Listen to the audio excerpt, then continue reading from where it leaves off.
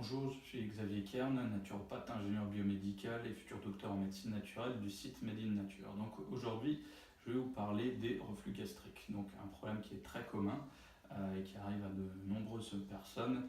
Donc qu'est-ce que c'est que les reflux gastriques? Donc c'est une remontée acide qui provient de l'estomac et qui remonte au niveau de l'œsophage, au niveau de la gorge et des fois même jusqu'à la bouche.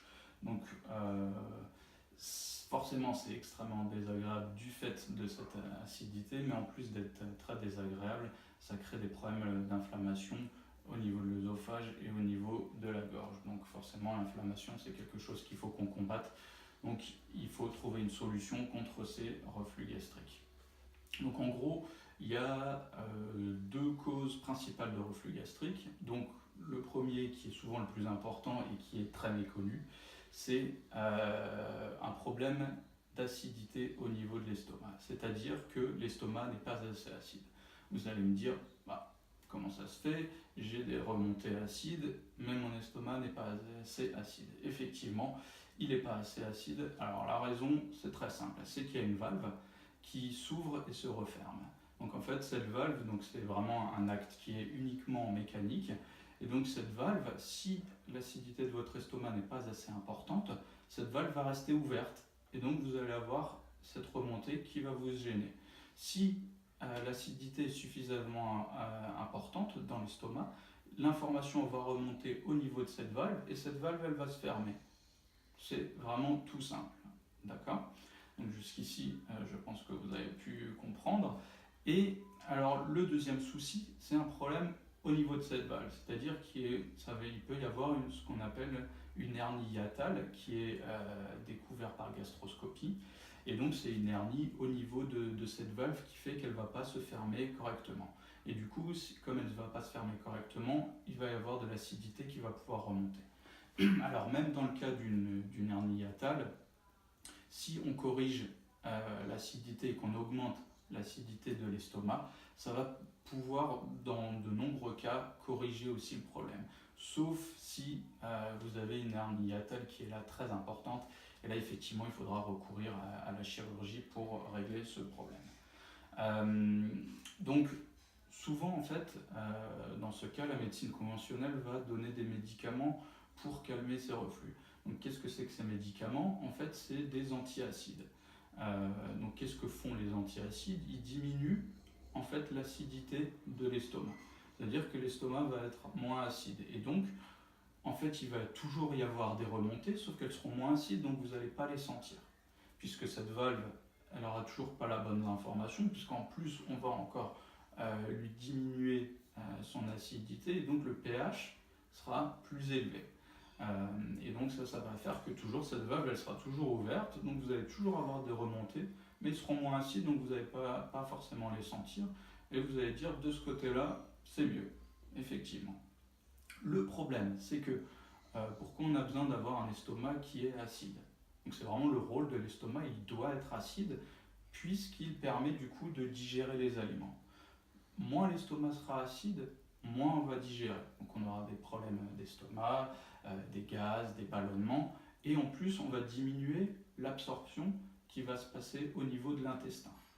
C'est-à-dire que tout ce qu'on va manger, ça ne sera pas suffisamment coupé par l'acidité, donc on ne transformera pas par exemple les protéines en acides aminés, on n'assimilera pas bien les vitamines et minéraux que l'on mange, et donc en fait le fait d'augmenter le pH de l'estomac par des antiacides, ça va nous permettre, nous créer en fait des problèmes du coup au niveau de l'absorption et qui va créer plus tard des carences.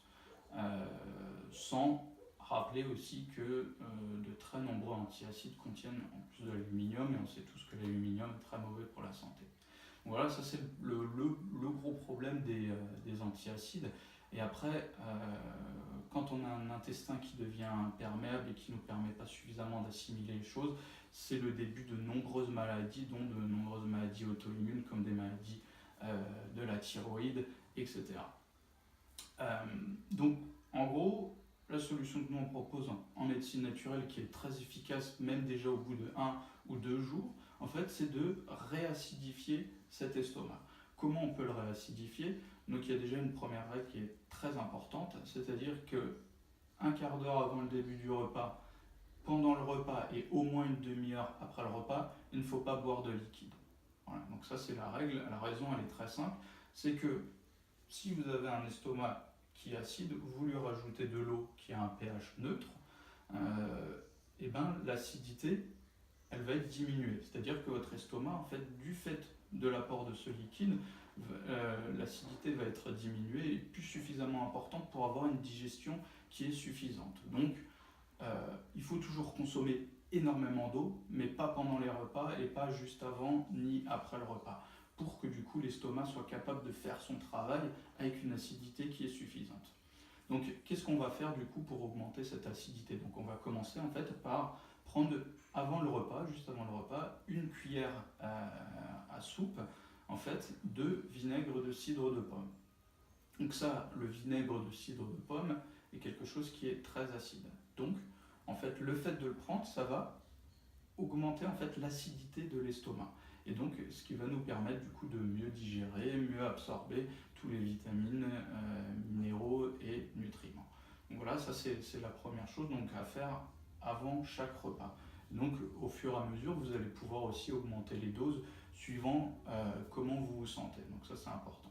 Donc il y a un point qu'il faut savoir, c'est que si vous continuez les antiacides, il ne faut pas prendre de vinaigre de cidre de pomme. La raison est simple, c'est que l'antiacide, il va augmenter le pH de l'estomac et le vinaigre, il va le diminuer. Donc vous allez avoir un effet qui est complètement contraire. Donc il ne faut pas prendre les deux en même temps parce que ça aura un effet qui sera contraire l'un avec l'autre.